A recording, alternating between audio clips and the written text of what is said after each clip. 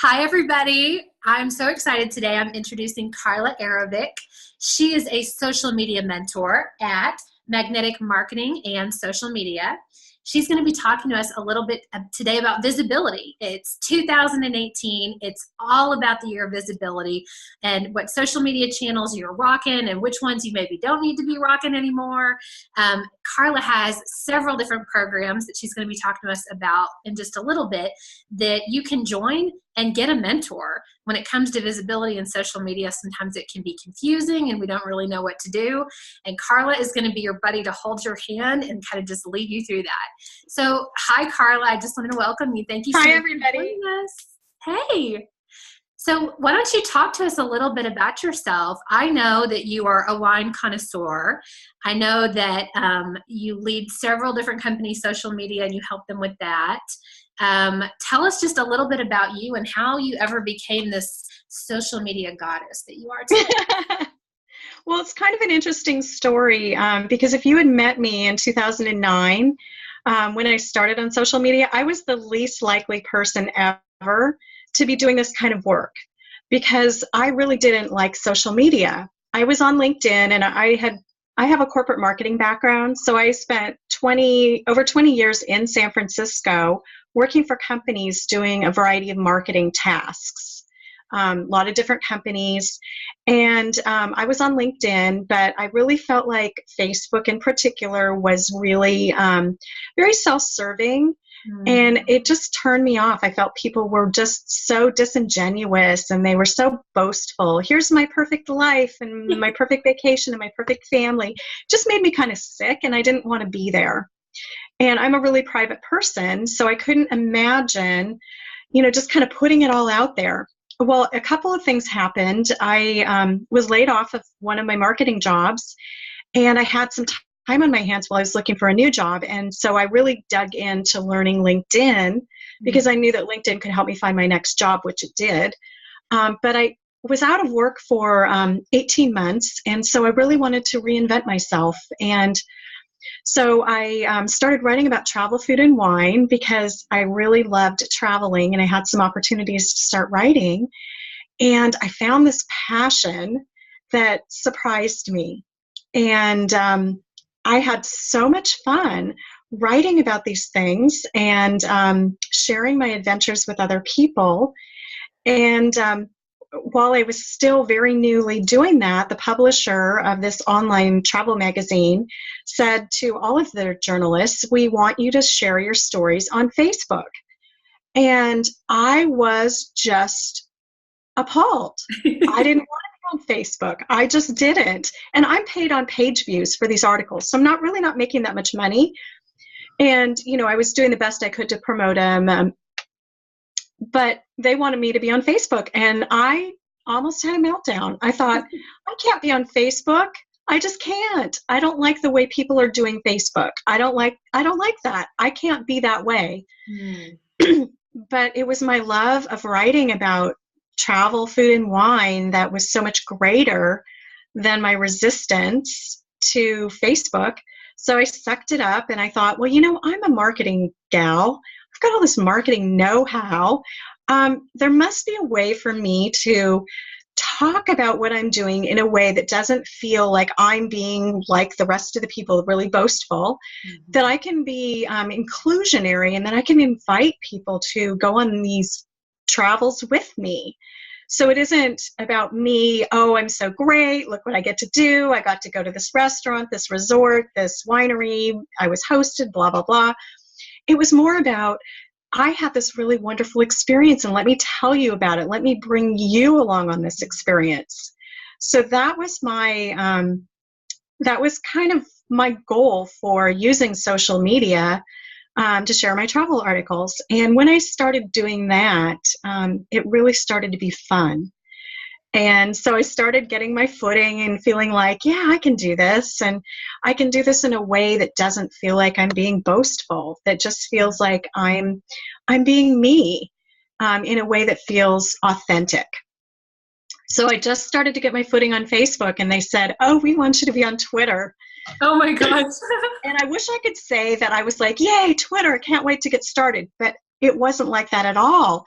I was horrified once again, and I thought, I can't be on Twitter. That's where people share what they had for lunch. I can't do that. But again, I sucked it up and I thought, you know what? I can do this, and I can do this differently. Mm-hmm. And so I did. And I learned to use Twitter, employing my same, kind of marketing skills. And I have to tell you today, 7, 8 years after that, I love Twitter. I think Twitter is so much fun. Oh. So I am a living testament to the fact that if you don't know anything about social media, or it's not a place that you feel comfortable, that if I can do it, you can do it. And I think that's the energy that I bring to working with my clients, is that inspiration and empowerment, because I know what it's like to feel so frustrated and overwhelmed and not know how to use the tools and not know how to get started, that's something that I bring to my clients. And I have so much fun doing it. And it's so funny that here I am, a social media mentor after all these years, with my early reluctance to using it. I love that. And I remember just a few years ago, it was like, look at me doing this thing, right? And now to me, it's the opposite. I love it when people share what they're doing or where they're going. Like, I just had some of my Facebook friends just came back from Paris. And so I'm like, where's the Eiffel Tower, and where's that Leaning Tower, and like, what does it really look like? And you almost feel like you get to experience it through their own experience. And I can't imagine a world where you can't see that, like all of our pictures together when we were in Hawaii together. Like, I love that we can go back and look at even each other's pictures and say, oh, I remember that one point. I remember where the wave crashed against the volcanic rock, and oh, it was so mesmerizing, or whatever. I love that we share that these days, and that it's a normal thing. Yeah. So I love it. I think when we do it from a place of authenticity, instead of feeling like, especially in our business, about being promotional, it feels more authentic. And that's the piece that I feel like is missing from a lot of social media, because a lot of people think, oh, I have to be promoting my business all the time, and I have to be doing all this stuff and telling people buy from me. And it turns people off. People want that authentic you, and they want to get to know you and trust you. And social media can provide that opportunity for you to let people get to know you, so that they know how you can help them. But it isn't by you being promotional all the time. Ooh, so that's something that we should dig into. So let me ask, are most of your clients small size businesses, mid-sized businesses? And what do you have, like a percentage in mind where you would say 20% of the time talk about selling your widget, or 20% of the time talk about the solution that you provide for your widget, or 40% of the time just show funny pictures of your team? Like, is there a particular a math equation of when to do what activity? I like to not get too locked into formulas, but what I will tell you is 80% of the time or more, you should just be giving people relevant, interesting content. That can be educational, it can be entertaining, but it's not promoting. It's being relevant. It's sharing something that could help them in their life or their business. And then 20% or less should be where you're offering something. You're promoting your services, your products, your classes, whatever. And that seems to be a good percentage. But what I will tell you is, when a lot of my clients are getting started, if they haven't been active on social media, they're only posting once a week. And when you're posting once a week, you're not going to be able to promote very often. So that's an incentive. That's my question too. Is there a special equation? Some of the influencers that I follow, they post 10 times a day. Like, I've seen their social media calendars, and it's like 2:00, there's a Pinterest post, and 4:00, there's a Facebook post, and we're going to do a Facebook Live at 5:05. And it's like so methodically thought out. But I'm assuming it's because we're ingesting so much content that if we're not posting that many times throughout the day, no one's even seeing us in their feed. What are your thoughts on that? Well, and when you tell me that, I mean, that's great. And depending on the size of a company, and when you have a team and you've automated a lot of that, it makes sense to be posting that frequently. But I work with a lot of small solopreneurs, entrepreneurs, small businesses. And that would be overwhelming for them to try and post that often, even if you're scheduling.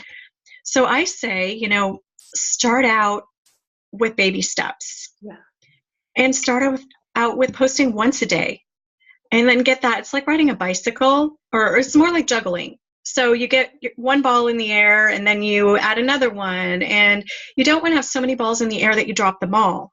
So you kind of have to get into a rhythm of doing one thing before you add the next and the next. If you're a bigger business and you have a team and you have a dedicated social media person, they can do that for you. But the people that I'm working with, typically, they're small. And so they're doing a lot of everything, and they might be managing their social media themselves. And so I like to make it really simple for them and help them put together a calendar that makes sense for them, and to focus more on what they're giving and making sure that the content that they're sharing is relevant, but also that the platforms that they're on are where their customers are and that feel aligned with their brand and their business. I have people that come to me and they say, I don't want to be on Twitter. And I say, okay, you don't have to be on Twitter. You can have a successful business and not be on Twitter. It's okay. There's all sorts of other social media platforms, and it's possible that your clients, maybe Twitter's not that important to them. Maybe Instagram's more important, or Pinterest, or, something else. So there's a whole lot of social media platforms, and figuring out what aligns best with your brand and your business is really important. And that's one thing that I help you do. So you do have some tools then that help people identify, because it may be that I don't want to be on Twitter, but that 99% of my followers are. Like I've noticed personally through LinkedIn, although I'm a very female owned and driven company, and I say I'm here for the women, I want to help bring women to that next level. Most of my followers are men, because I live in a very business oriented world that is all predominantly male focused. And so although I keep going like, I don't want to be on Twitter, I don't understand it, that could be where all the guys are at that follow me. So how do you figure that out? And do you have some sort of tool or some kind of program that you help walk people through to identify that? Yeah. And it's not so much of a formula. It's figuring out, if your audience is on Twitter, maybe the more important question is, how can you be on Twitter in a way that doesn't feel overwhelming to you? Maybe just having a couple of tools would be really helpful. And knowing the kind of content that's going to be most appealing to your audience on Twitter. And it doesn't have to be new content, but your content for each social media platform really should be tailored, because the audience is a little bit different. The way that you speak about things on each of the social media platforms is different. And so even if you're sharing the same type of content, you're going to want to personalize it to the platform that you're on. But I'll bet I could sit down with you for about an hour and I could give you some tools for using Twitter that would make it feel manageable to you. And you'd be like, Twitter's not so bad. I can do Twitter. That doesn't sound quite as scary. Yeah. And you have a team. So maybe there's someone on your team that manages Twitter for you. Right? So you don't necessarily have one social media person in most businesses. Maybe you have somebody that is an expert in Twitter, or someone that really loves to be on Instagram, and you could divide and conquer the tasks. Yeah, absolutely. Yeah, absolutely. And you might have one person that's good at all of that, or maybe there's one that you particularly really like, and so you want to have a hand in that. Maybe you don't want to do everything, but you want to set the tone. But you, as the owner of your business, you really want to set the tone for what's being communicated, and whether you're the one who's actually posting or scheduling the content or someone else is, you're still setting the tone for that. And that's why I really feel like it's important for you to have some basic knowledge about it and kind of what you're trying to accomplish. Because then when you bring somebody else in to manage that for you, you're still driving the ship. Yeah, absolutely. I love that. Awesome. So you had mentioned a couple times that you started out on LinkedIn, and I think that that's a social platform that a lot of people ignore. I think that you and Hmm. I both felt the power and the importance of LinkedIn. I know my very first job outside of Walmart was just from someone finding me randomly on LinkedIn and probably some keyword like Walmart, Walmart, you know. Do you want to talk about that at all? Mostly because a lot of my followers that listen to this will be heavily LinkedIn users. Yeah. And my people are usually from the business world. Maybe talk about the power of LinkedIn, some tools that are important to be using on there, like maybe video. And then do you have any like courses or checklists or guides or anything that might help people get a little bit better on that platform? Hmm. Yeah. And what I wanted to tell you is my next job, after being laid off for 18 months, I got because I was on LinkedIn. And so LinkedIn is so powerful, and it's a great place to position yourself as an expert, to really showcase your credibility, more so than a lot of the other social media platforms, because the other social media platforms are primarily about your business, but LinkedIn is about the individual behind the business. So it really gives you a platform when you know how to use it. So I would say one of the things that I tell people, I have a LinkedIn class I'm teaching in Portland, Oregon this month. And one of the things that you should always get to is to have 500 connections, because that gives you so much more accessibility. Because it's not just your first degree connections, it's your second and third degree connections. So of my 500 connections, how many second and third degree connections does that give me, and how many people are in that broader network? So that's something to keep in mind if you're not at 500 plus connections. And if you are, you should be posting on LinkedIn on a regular basis. I would say, several times a week. Whether that's posting status updates, hey, I'm going to this really cool business conference, or sharing an article that you read about and captioning it as to why you think it's relevant to your audience. Or, what we were talking about before we started the broadcast today is video. Video's hot, and not everybody's doing video yet. And LinkedIn's rolling out the video feature, so you may not have it yet, but they are rolling it out. So I would say definitely use video, share more content. And I wouldn't say share things 5 times a day, but, a couple times a week, share a really great article or something that you came across that, would be really relevant to your business connections that they would find interesting. And that really helps elevate you as a professional in your field with your expertise. I love it. I have a question for you on LinkedIn. Have you noticed a difference in, let's just say, view count on an article versus just a post? Because I'm seeing a significant difference in how many people actually read a post versus how many people actually stop and read an article that I've written. What do you think? Well, the thing about, you're talking about using the LinkedIn blog feature, right? Yes. The LinkedIn publishing.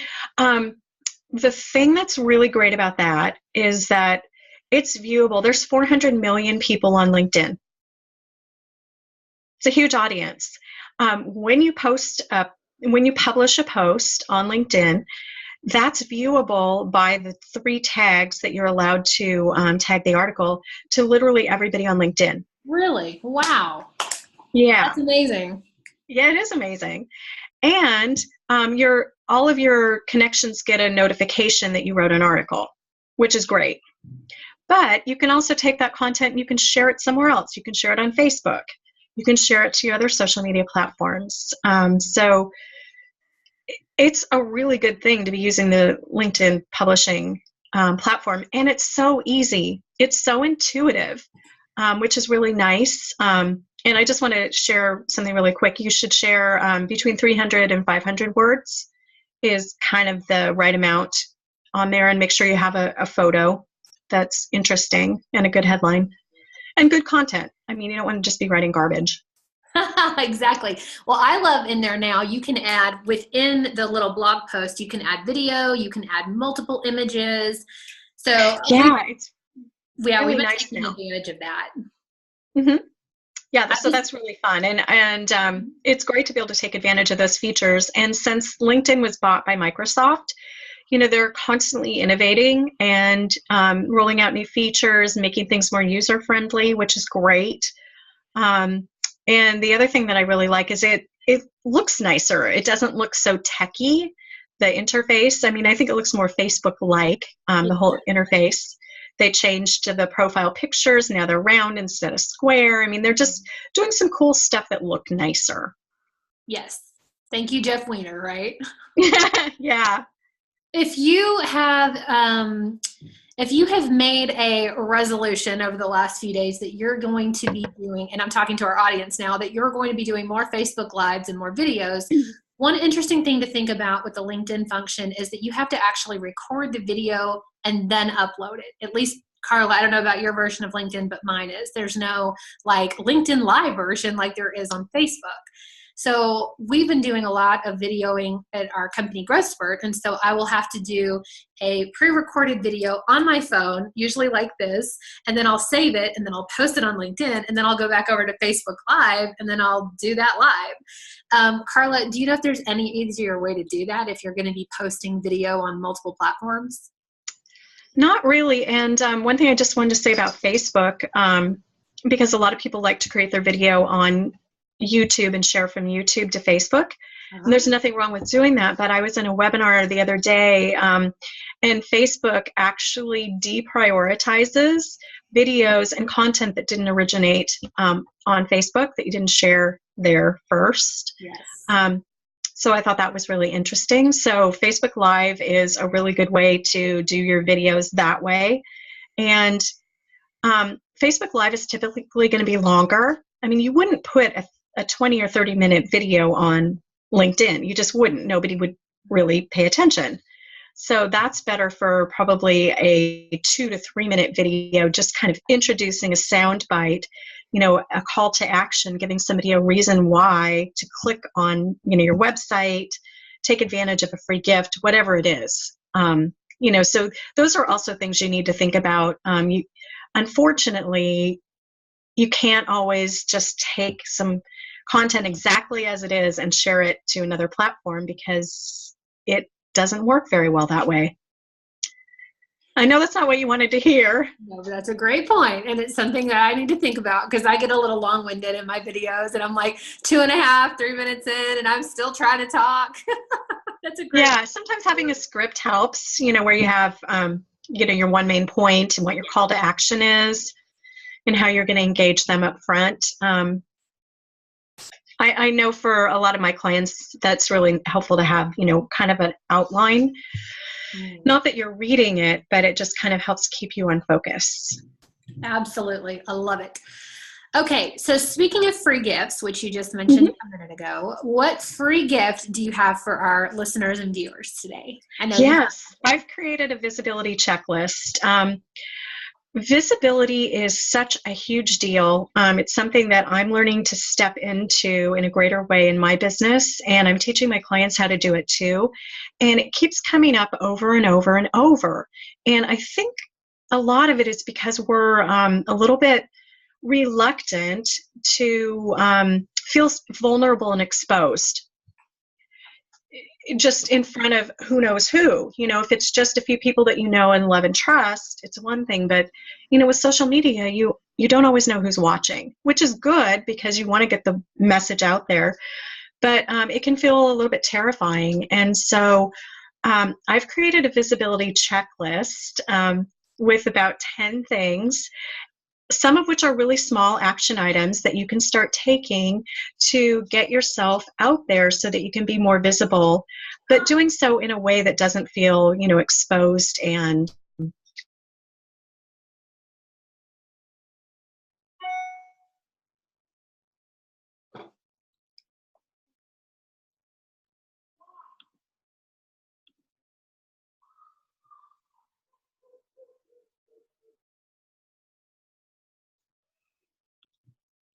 Awesome, Karla. So you're going to be creating this this visibility checklist, and we're going to make sure and we're going to put it in the notes for you. So what can people expect from it? some action steps that they can take, because visibility is kind of a huge thing. It's like, okay, if I want to be more visible, where do I start? What are some things that I can be doing? Some small steps to put myself out there. So it's not, horrible, scary things. It's not like do 10 Facebook Lives.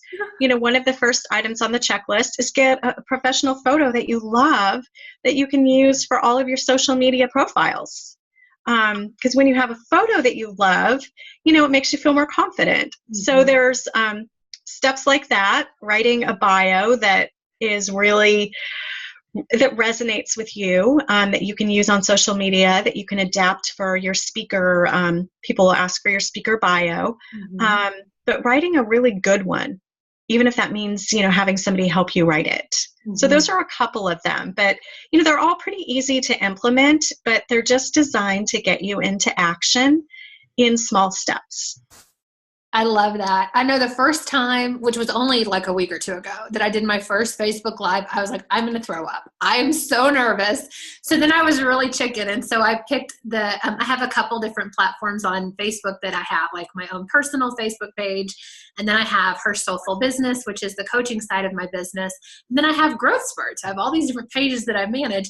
And I was really chicken, Karla. I chose the very smallest group that only has that's great. 1 people. And then if it's really horrible, I can just delete it afterwards, right? Well, exactly. And, that's one of the things. I have a 4-week, I'm teaching a webinar this month. And if you sign up for my visibility checklist, you'll get notified of the webinar. It's creating your visibility guide, and it's going to be on January 11th. And then I'm teaching a 4-week course around visibility. And one of the modules in that course, it's a 4-week visibility adventure to attract your clients and become more visible. And I'm so excited about it. One of the modules is Facebook Lives. And if you've never done a Facebook Live, like what you're talking about, it just feels terrifying. So there's some ways that you can kind of get your toes in the water without it feeling so terrifying that you can't make yourself do it. So those are some things that we're going to be talking about. How do you just kind of dip your toes in the water? Because you're not going to do it perfectly the first time. And people don't want perfect. They want authentic, and they want you. So what are some things that you can do, still getting yourself out there and doing that make it feel safe enough for you to try it? So that's one of the modules. And of course, since it's an adventure, the first module is about a map. So creating your map, knowing where you're going in terms of your visibility adventure, where you're starting, where you'd like to end up. We'll talk about becoming a beacon. So getting known and growing your following. We'll talk about how to create a Facebook like campaign, which just allows people to find you because your message is getting out there a little bit more broadly. We'll talk about how to do Facebook Lives in a way that doesn't feel terrifying.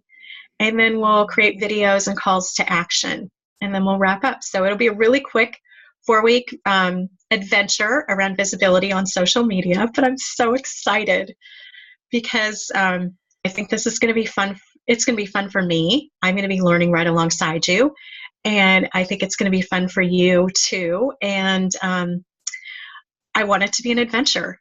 Adventures are fun. Adventures are a little bit scary. They push your edge. But when you've completed an adventure, you just feel so good about yourself. So I'm really thrilled.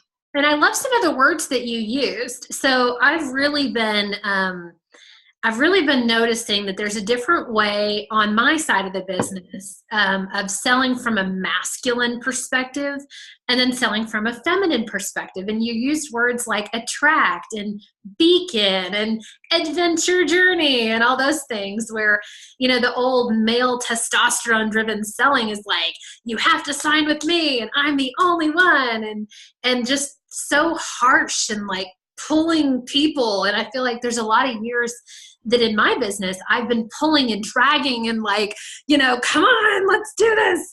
And then I've noticed in the last 12 months where I've allowed LinkedIn actually to be my beacon. And I've attracted amazing clients, enough clients that I've made $500,000 in 1 year all from LinkedIn. I have a couple. That is amazing. Good for you. Yeah, but it's almost all been LinkedIn. And so I love that I can use LinkedIn and use feminine selling principles and just attract those people to me that I want to have in my client circles. The ones that will pay engagement fees, the ones that will value your time and that will respond to emails and that will send products when needed to Amazon and Walmart. And so I love what you're creating, and it sounds like so much fun. Thank you. I think it is going to be fun. So Karla, where can people find you? Yeah, on my Facebook page, I encourage you to like my Facebook page. It's Magnetic Marketing and Social Media. Mm-hmm. And I share content on a regular basis there. So that's a really great place to connect with me. LinkedIn also. I'm very active on LinkedIn.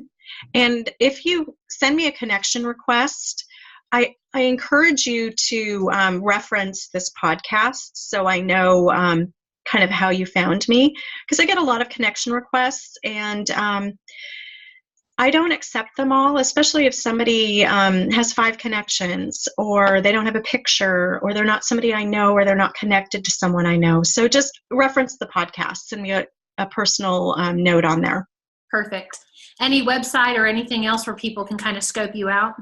Yeah, my website's still under construction, so I'm not really Facebook that is best. Facebook. Yeah, social media is really best for finding me. I'm also on Twitter and Instagram, and on Twitter and Instagram, I'm sharing more of my wine and travel and, that kind of stuff. It's less about the business of social media. It's about the fun of travel and wine tasting. Which I love it, because you're doing exactly what you're teaching other people to do. And you guys should definitely go check her out, because lots of yummy images, lots of like, oh, I wish I was there drinking wine with Karla kind of stuff. And what are your handles on Twitter and Instagram? Twitter and Instagram, it's International Gal, but it's abbreviated INTNL Gal. Okay, perfect. Okay, thank you so much for spending all this time with us today. We appreciate all your insight and your tips, your freebie. So don't forget to click down in the show notes below and get that free guide from Karla. And also, I'm going to be including links to each one of her social media handles. You want to go and connect with this lady, because she lives a very fun and interesting life. So we're going to live vicariously through you, Karla. And thank you. Thank you for being on our podcast, on our video, just a few days after New Year's. I know it's been crazy the last few weeks, right? Mm-hmm. So we appreciate you stopping everything that you're doing as you're trying to catch up after the holidays and spending some time with us. Thank you so much. It's been fun. Awesome. Thanks, Karla. Bye, everybody.